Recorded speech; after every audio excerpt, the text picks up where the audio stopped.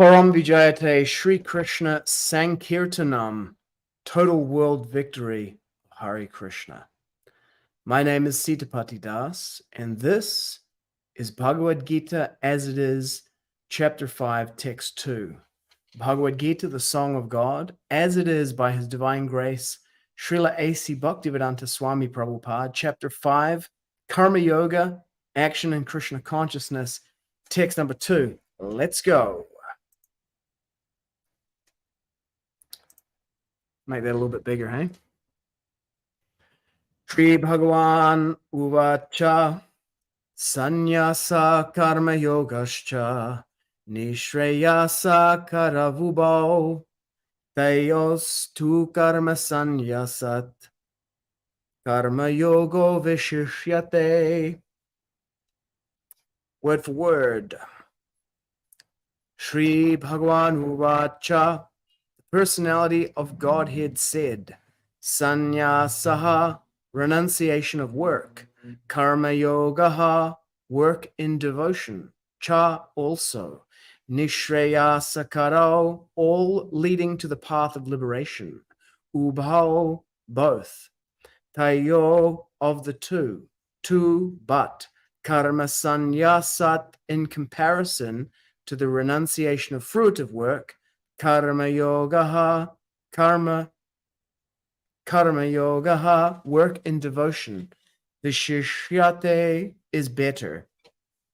Translation. The Blessed Lord said, the renunciation of work and work in devotion are both good for liberation. But of the two, work in devotional service is better than renunciation of works. Purport. Fruitive activities, seeking sense gratification, are cause for material bondage.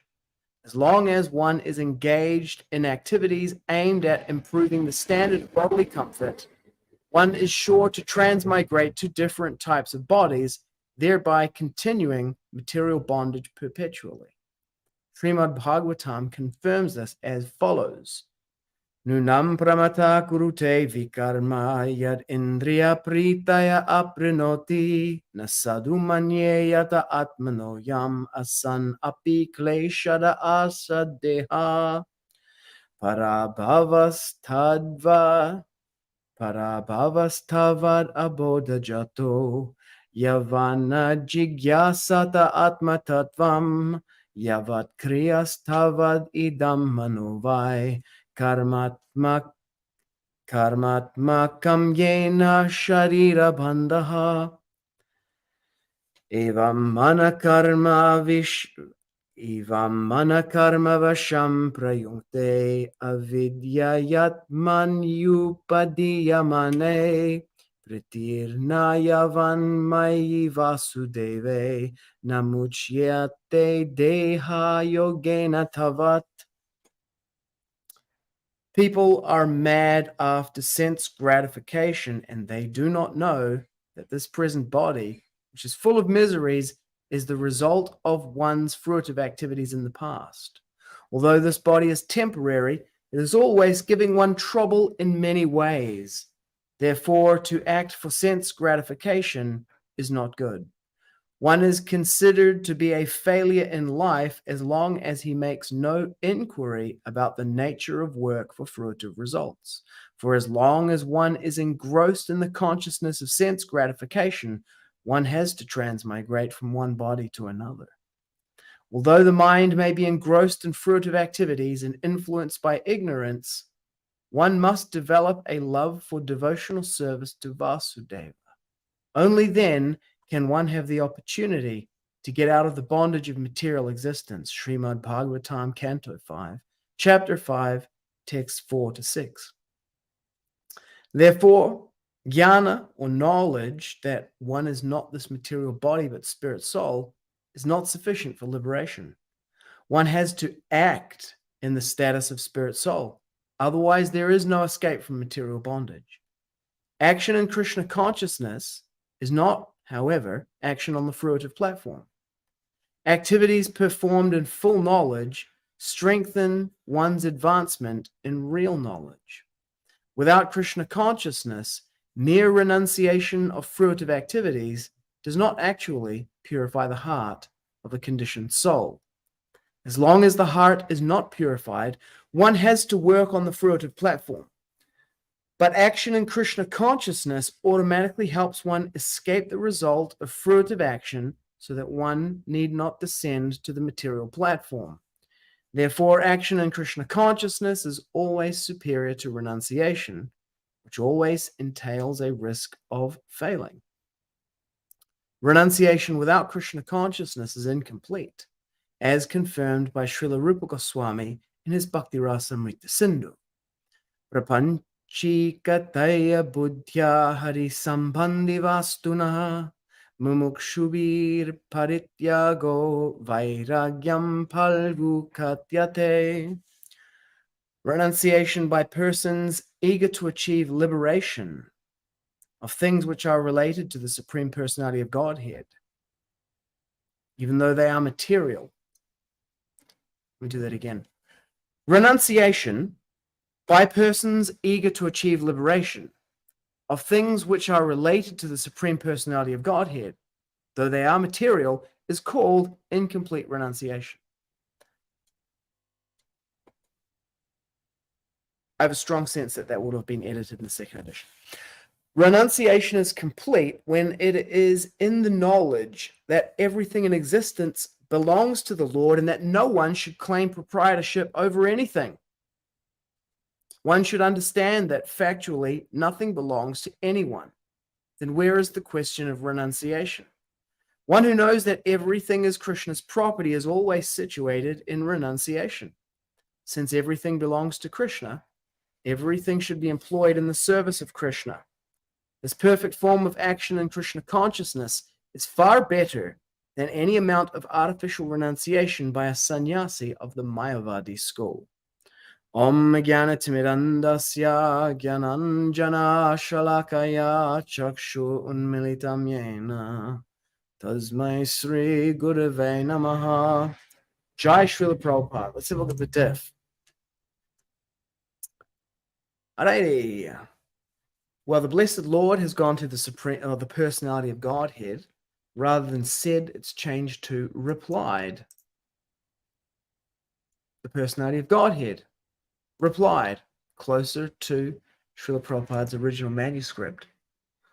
Better than renunciation of works has gone to better than renunciation of work.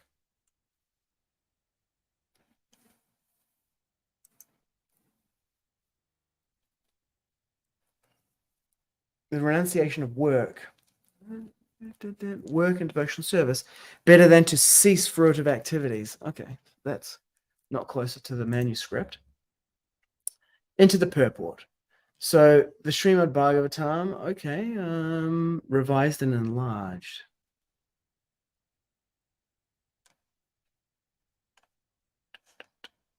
Okay, so the verse, chapter and verse reference has been lifted to here. Api kleshada yavan na. Okay, there's some small kind of changes there. As long as he makes no inquiry about the nature of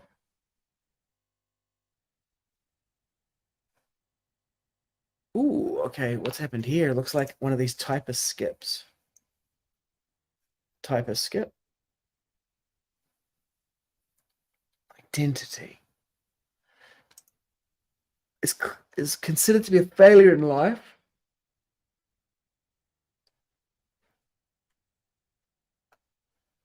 If he makes no inquiry about the nature of work for fruitive results.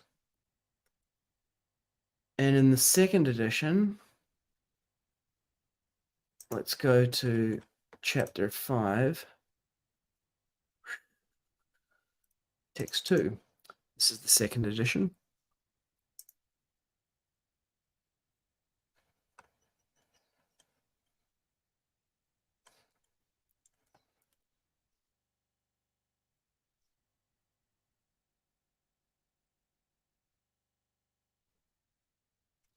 One is considered to be a failure in life as long as he makes no inquiry about his real identity. about the nature of work for fruitive results, about his real identity. As long as he does not know his real identity, he has to work for fruitive results. As long as he is engrossed in the consciousness of sense gratification, one has to transmigrate from one body to the other. As long as so that there is where it reconnects. Sense gratification for as long as,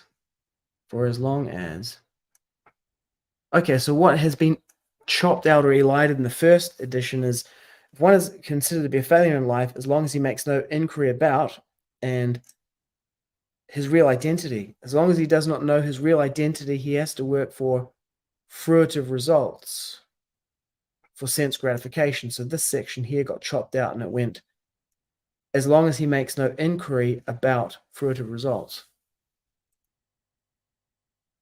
And in the original,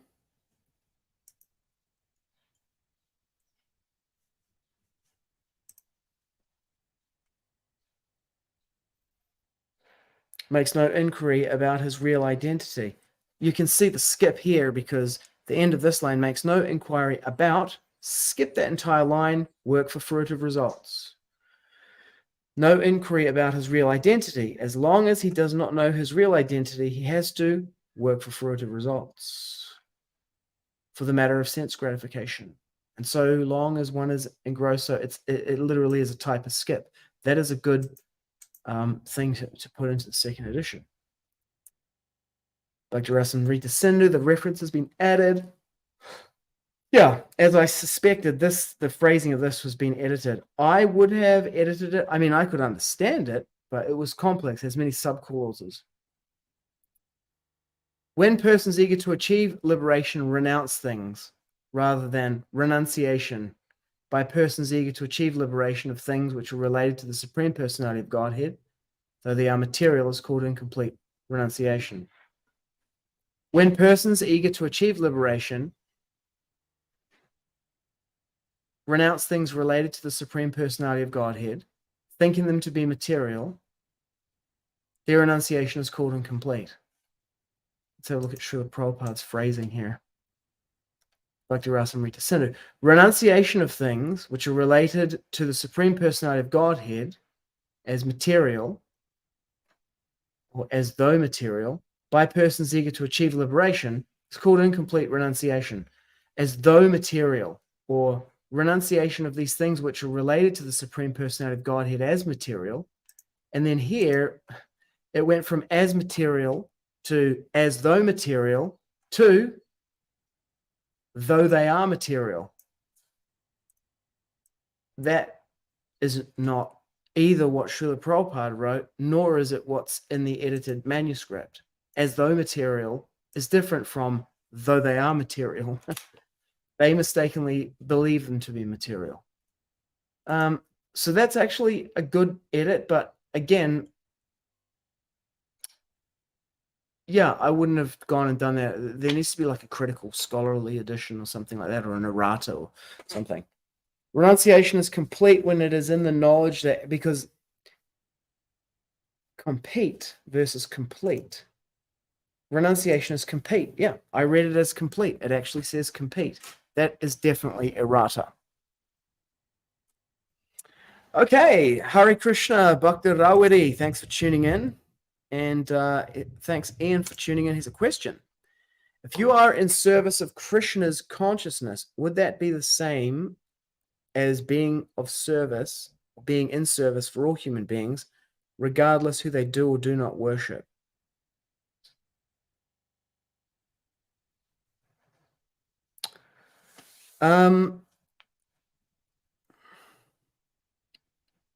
Krishna is the supreme, complete whole, the absolute truth. Just like I have here a plant, and it's got many different, leaves on it. But to feed all of the leaves, I must put the water on the root of the plant, and then that automatically feeds all of them. Now, your question, if we were to expand it from merely human beings to everything, all living entities, animals, plants, including microbes, and then all non-sentient matter. If you were being in service to everything, to life itself, to everything, then would that be the same thing as being in service to Krishna? Yes, it would. However, the idea, see, that's like saying, if I feed all of the leaves of this plant, is that the same thing as watering the root? Well, it is, in the sense that watering the root of the plant is the way to feed all of the leaves. Whereas any attempt that I might make to individually feed each of the leaves, although it would look indistinguishable if I feed the root and it feeds all of the leaves automatically, you can't do it. You actually can't do it by trying to feed all of the leaves individually. But watering the root does feed all of the leaves individually. So it's kind of like if I ask the question, is feeding all of the leaves individually the same thing as watering the root of the tree? Well, it is, in the sense that watering the root of the tree feeds all the leaves, but it is not in the sense that trying to feed each of the leaves individually is the same as watering the root. It's not, because you can't do it. So it's actually not possible to be in service of all human beings without Krishna consciousness. And Krishna consciousness and being in service of all human beings are non-different. So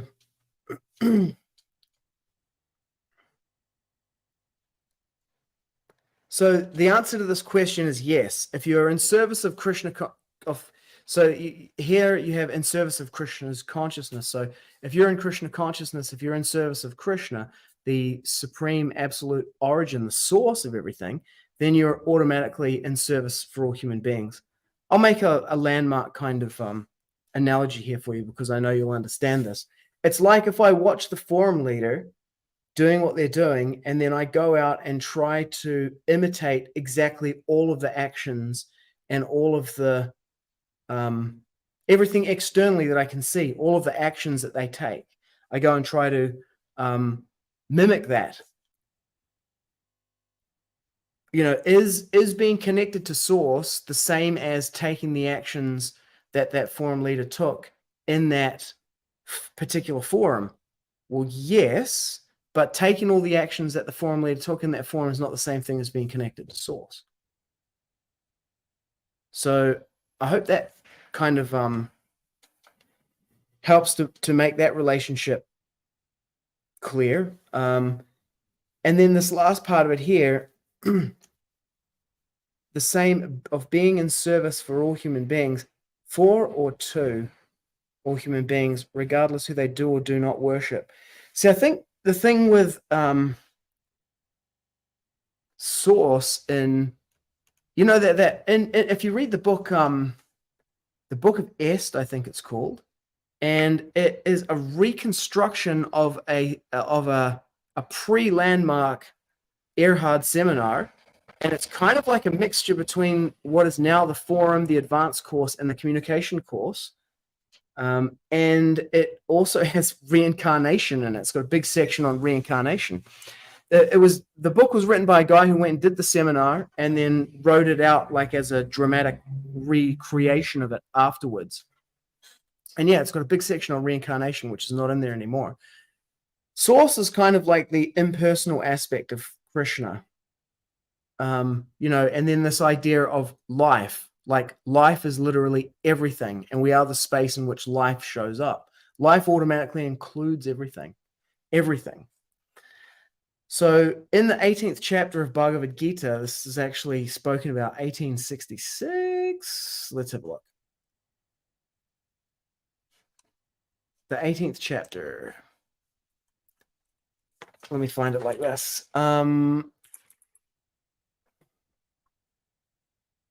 What? Okay. All. Yeah. So text 45 and 46. By following his qualities of work, every man can become perfect. Now please hear from me how this can be done. And it says text 46 here.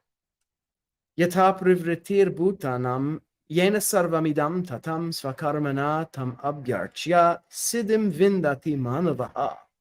By worship of the Lord, who is the source of all beings and who is all pervading, a man can attain perfection through performing his own work. Let's have a look at this purport by Srila Prabhupada. I'll draw this off the screen so we can see it. As stated in the 15th chapter, all living beings are fragmental parts and parcels of the Supreme Lord. Thus, the Supreme Lord is the beginning of all living entities. This is confirmed in the Vedanta Sutra, Janmadhyasya Yata. The Supreme Lord is therefore the beginning of life of every living entity. As stated in the 7th chapter of Bhagavad-gita, the Supreme Lord, by his two energies, his external energy and internal energy, is all-pervading. Therefore, one should worship the Supreme Lord with his energies. Generally, the Vaishnava devotees worship the Supreme Lord with his internal energy. His external energy is a perverted reflection of the internal energy.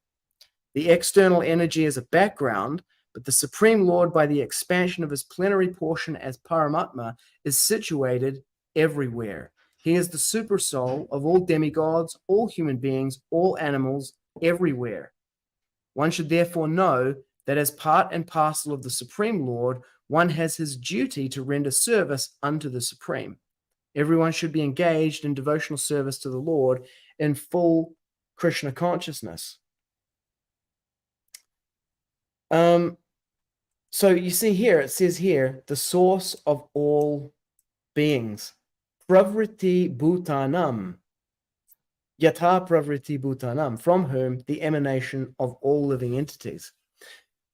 So Srila Prabhupada would give the example, and this is from, previous acharyas, that just like we can see that the sunlight, what comes from the sun, the emanation from the sun has within it light and heat. Therefore, we can understand by this doctrine that the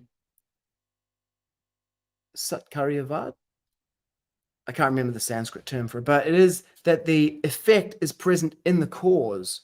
So since we can see that light and heat come from the sun, we can understand that light and heat are present within the sun and to an unlimited degree, relatively speaking, right? A greater degree. It is the source of light and heat. Now, in the same way, since the source, the emanation from source contains personality and individuality, it means that individuality and personality are present within source. Source is not impersonal, which is to say that source is not purely impersonal. I have an impersonal aspect to my existence, and I also have a personal aspect to me, and so do you, and so does everyone. And source has both personal and impersonal aspects. The impersonal aspect of source is easier to understand and to attain, but the personal aspect of source is actually confidential.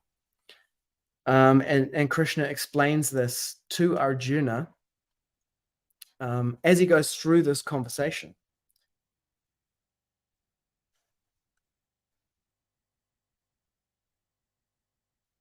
Just bending back into this purport again.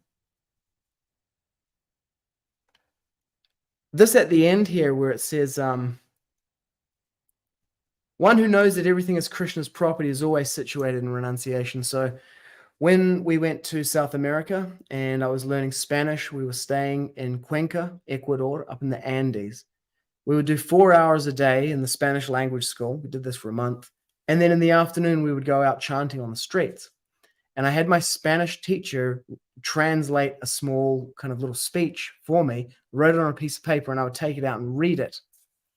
And what it said, translated back into English, is it said, everything comes from the Supreme. Therefore, everything belongs to the Supreme. And so everything should be used in the service of the Supreme.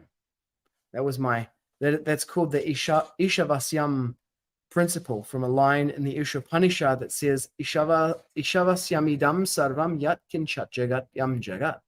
Everything emanates from the Supreme Lord and belongs to him. Tena tyaktena bunjita magrita kashya shviddanam. Understanding this, one should accept only what is one's due in life and leave aside the rest, knowing full well to whom it belongs. So this question of proprietorship, renunciation is complete when it is in the knowledge that everything in existence belongs to the Lord and that no one should claim proprietorship over anything. So this idea of like the traditional owners, or, the traditional owners of the land. If you were a conspiracy theorist, you might see some connection between this worldwide push for the recognition of the traditional owners of the land and some recent political news. Everything belongs to the Supreme. How we can say that it belongs to anyone? Did you make it? Did you create it? You did not create the material, the substance from which it is made, nor did you construct it. Like someone might take some raw materials and then make them into something. He didn't create, like someone said, if you wanted to bake, this is some famous scientist, if you wanted to make an apple pie from scratch, you'd have to like create apples, atoms, and the universe itself. And you want to claim ownership of anything. How ridiculous. You identify with your body, which is a product of food that has been eaten by other bodies, the bodies themselves who created them. Then you come out and you say, oh, this belongs to me. Who do you think you even are? Even if you thought that you were the body itself, the physical body, what is the meaning of that this thing belongs to this physical body? Ridiculous. The body itself is a product of the material nature, and at so many levels. So it is an inversion of consciousness. If anything, we belong to the land rather than that the land belongs to us. And then this identification with different kind of groupings. When we understand that we are all servants of the Supreme, that we are all Krishna's children, that we are all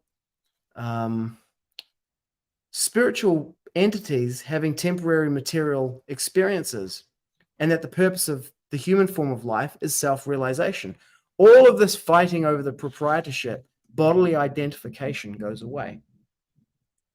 One should understand that factually, nothing belongs to anyone. It is not, the argument is not, does it belong to this group or to that group? It does not belong to any of you. What a ridiculous proposition. The idea of ownership and proprietorship of the material energy itself is a complete delusion. And then you'll get into an argument about, who it belongs to. Srila Prabhupada would say this is like an argument among thieves about who is the rightful owner of the stolen property that they have got.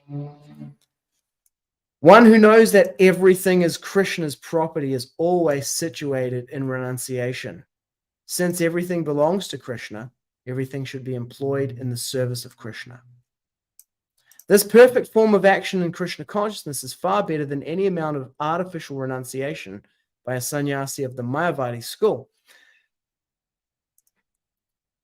One has to act in the status of spirit soul. Otherwise, there's no escape from material bondage. So the idea of like sitting in a cave and doing nothing, Krishna is saying to Arjuna that you're going to have to do your thing, but you should do it as service to me.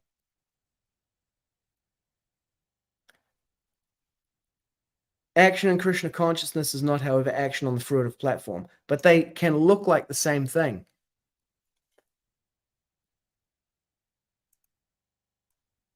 Another question from Ian. Regarding ownership, that is interesting. It would be a lack of integrity to claim ownership over any object that is not yours. So taking ownership of your own body would be akin to theft. I mean, in what way can you say that the body belongs to you? If you are that you are the body itself, then what is the self that the body belongs to? Of course, if we go to like the distinctions of landmark, right, which are extremely powerful, and they are from the Vedic perspective, like, and that's actually where the distinctions of landmark ultimately are sourced. That's where they come from. It is the process of neti, not this, not that, not this, not that. If you examine it, And this is covered in the second chapter of the Bhagavad-gita, Sankhya Yoga. The self is not the mind, it's not the body, it's not the thoughts. I have a body, so I'm not the body, but I have a body. I have thoughts, so I'm not the thoughts. I have opinions, so I'm not the opinions. I experience emotions, so I'm not the emotions. I experience, so I am not the experience or experiencing itself. Then what am I? I am nothing.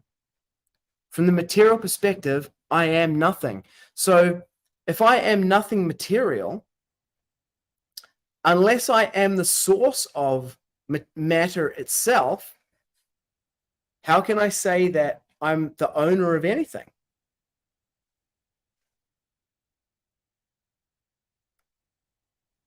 And what we discover in Bhagavad Gita is that I'm not the owner of anything. I am the owned, because I'm not the source of anything. I am an emanation from the source. The fragmental parts and parcels. If we go back to this here, it says, as stated in the 15th chapter, Mamai Vamsho Jiva Loke Jiva Bhuta Sanatana. All living beings are fragmental parts and parcels of the Supreme Lord. Thus, the Supreme Lord is the beginning of all living entities, which means that all living entities belong to the Supreme Lord. This is confirmed in the Vedanta Sutra, Janmad Yasya Yata. The Supreme or Source is the Janma, the birth, Adi, original, the first, Asya Yata, therefore, of all that. So the source, the Supreme Lord Krishna is the source of everything. Another analogy is like in the house, you might be in the house and there are all the children that live there, and then, you go to work and you bring home money, you pay the rent and everything. And so you are the proprietor of the household in that sense, and the children all belong inside that context. So in the same way, all living entities within the universe of experience are all the children who belong in the context of the Supreme Personality of Godhead, the Supreme Lord. And when they forget that, and each of them individually thinks, I am the proprietor, I am, then comes the division. So this is the very, very beginning of Bhagavad Gita, and the source of the entire issue on the battlefield here is found in text number 1. Dhritarashtra uvāca dharmakshetre kurukshetre samavete yayutsavaha mamaka pandavash chaiva kimakurvata Sanjaya. Dhritarashtra said, O Sanjaya, after my sons and the sons of Pandu assembled in the place of pilgrimage at Kurukshetra, desiring to fight, what did they do? The whole cause of the battle at Kurukshetra lies in the context given by this line here. Mamaka pandavash chaiva. My sons, my party, and the sons of Pandu. Mine and not mine. Mine and the other. Like that. That context is the cause. Because in that context, one has identified oneself with some temporary material designation and distinguished oneself as distinct from these others, and then made a claim of mine, proprietorship. Mamaka Pandavaschaiva, my sons and the sons of Pandu. Right in the speaking there is the creation of the two sides. Whereas the supreme absolute truth, the source of everything, one without a second, is the owner of everything. Ishavasyamidam sarvam. Completely different context. We are all like the children of God in the house, and the house is the entire planet. And so when we acknowledge the supremacy, the ownership, the proprietorship of the Supreme Lord, then automatically all claims of like, well, this belongs to me and we're this group and then there's this other group like that. It's like, no, that all goes away. So taking ownership of your own body, you could call it theft, but it's just more like delusion. Delusion. How, on what grounds would you say that this body belongs to me? Elsewhere in the Bhagavatam, can find it here, search. So it is, let's find it. It is a debt to the forefathers, grain, king, and the earth.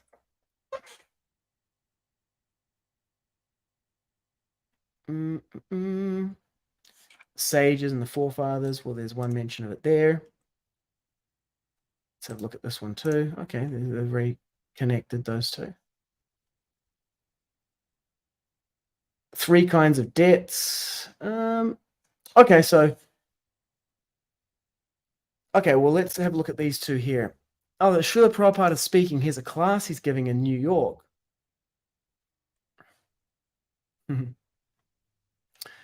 One who identifies his self as the inert body composed of mucus, bile, and air, and who assumes his wife and family are permanently his own, who thinks an earthen image or the land of his birth is worshipable, or who sees a place of pilgrimage as merely the water there, but who never identifies himself with, feels kinship with, worships, or even visits those who are wise in spiritual truth, such a person is no better than a cow or an ass.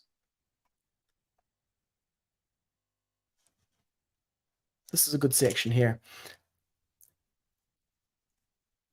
This is also described in Śrīmad-Bhāgavad-gita, that one who is identified with the body of 3 elements. This body is made of, according to Ayurvedic medicine, this body is made of Tri Dhatu, Tejo Vari Mrid. It is also stated in the Bhagavad-gita, Tejo Vari Mrid. That means heat, water, and earth. Heat, water, and earth. The whole material creation is a combination of these 3 things, Tejo Vari Mrid. Tejaha means heat or fire, and Vari means water, and Mrid means earth. So this body is earth, matter. These grains, the grains which we eat, that is also earth, transformation. And now by eating grains, this place is transformed. This is also earth. So we are seeing a very nice, beautiful, but it is earth. So it is made by interaction of this heat and water. This is the process going on, nature's creation. So yasyatma buddhi kunape tri dattaku. Anyone who identifies with this body, this bag of these 3 elements, this is a bag. So yasyatma buddhi kunape tri datuke svadi kalatradishu.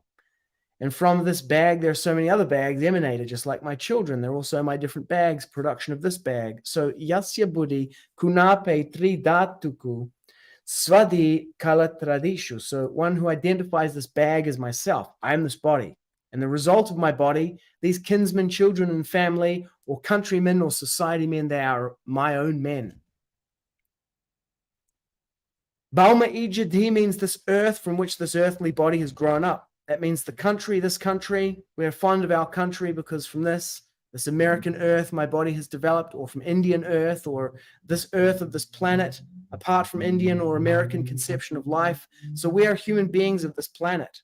So we are identifying with this planetary situation. So all these things have been very carefully analyzed. And the conclusion has been that yasyatma, one who thinks like that, he is no better than ass and cow. Saeva go karaha. I mean, it's even from a logical perspective, if this body belongs to me, then the products of this body must also belong to me. So if the product of my body is another body, then well, that body must belong to me, right? Because that body didn't produce itself, my child, his body, you didn't produce the body, I did. So it belongs to me. But then in that case, how does my body belong to me? It must belong to my parents. So this here, dear Prabhu, this is from the 10th canto. A member of the twice-born classes is born with 3 kinds of debts. Those owed to the demigods, to the sages, and to his forefathers. If he leaves his body without first liquidating these debts by performing sacrifice, studying the scriptures, and begetting children, he will fall down into a hellish condition. Purport. Concerning the special obligations of a Brahmana, the Shruti states, Jayamano vai brahmanastribir rinavan, Jayate brahmacharyena rishibhyo yagyena devabhya prajaya pitribhya. Whenever a Brahmana takes birth, 3 debts are born along with him. He can pay his debt to the sages by celibacy, his debt to the demigods by sacrifice, and his debt to his forefathers by begetting children. So the body belongs to, because it's the product of the body of my parents, it must belong to them. But then to whom do their bodies belong? And so in that way, you go all the way back until you get to the original source. They must belong to the original source. No one can claim to be the source of his own body until you come to the original source, who is the source of everything. Janmad yasya yata. So the body must belong to Krishna. Dhanadevi says, I am Krishna's property. Jai. It is a fact. Okay, I'm going to jump into, that's a contemporary application to seeing your way through the false dichotomy of like, who does this land belong to? Which is a conversation on the whole planet right now, right? It's all a distraction and nonsense. The only correct answer to that is not to any of us, just like the children are arguing in the house. No, this is mine, my table, this is mine. It's like the father comes and says, hey, sit down. Stop arguing between yourselves. It doesn't belong to any of you. Don't be ridiculous. That is Krishna. And Krishna comes into the material world periodically to tell the living entities that, and his conversations are recorded and they are handed down in disciplic succession. Okay, let's go to translating the Gita into Te Reo Māori. We are now on 5.2, so we'll punch that in here. ChatGPT, do your thing. Dun, dun, dun.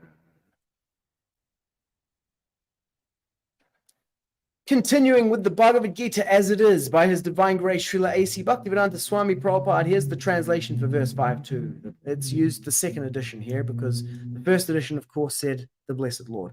The Personality of Godhead replied. In the first edition, it says said. Second edition says replied. That's śrī-bhagavān uvāca. The renunciation of work and devotion are both good for liberation, but of the two, work and devotional service is better than renunciation of work. All right, here is the Te Reo Māori translation, which we are now going to pipe into Google Translate, old school machine translation. That's a good job. God answered, it is good to leave work and work in integrity for liberation, but of the two, it is better to work in willing service than to leave work. Wow, what a great translation. Ka whakahoki te atua. He pai te whakarere I te mahi me te mahi I roto I te nā kau tapatahi. Nā kau tapatahi. Integrity.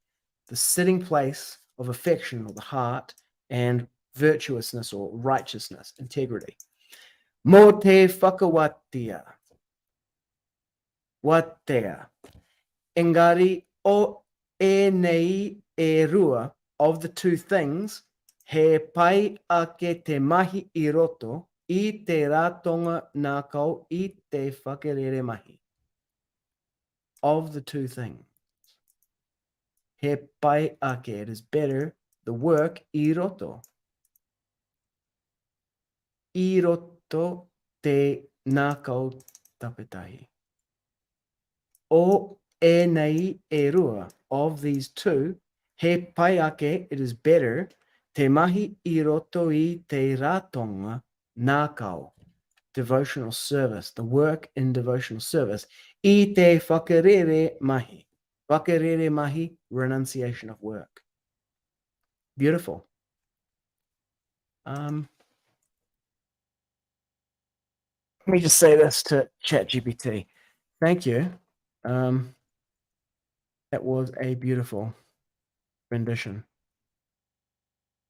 in Te Reo Māori.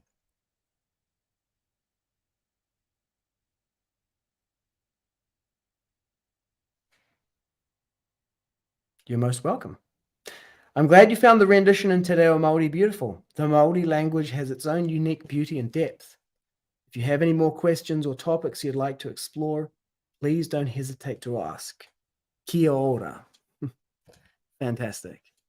Okay, back to the Sanskrit to finish. śrī-bhagavān uvāca sannyāsaḥ karma-yogaś niḥśreyasa-karāv ubhau tayoḥ karma-sannyāsāt karma-yogo viśiṣyate. The Blessed Lord said, the renunciation of work and work in devotion are both good for liberation, but of the two, work in devotional service is better than renunciation of works. Thank you for your time and attention. Thanks for tuning in, for the comments. Bhakta Rawari, Ian Daniel, Dhanadevi, all glories to Srila Prabhupada, Param Vijayate, Sri Krishna Sankirtanam, total world victory of Hare Krishna.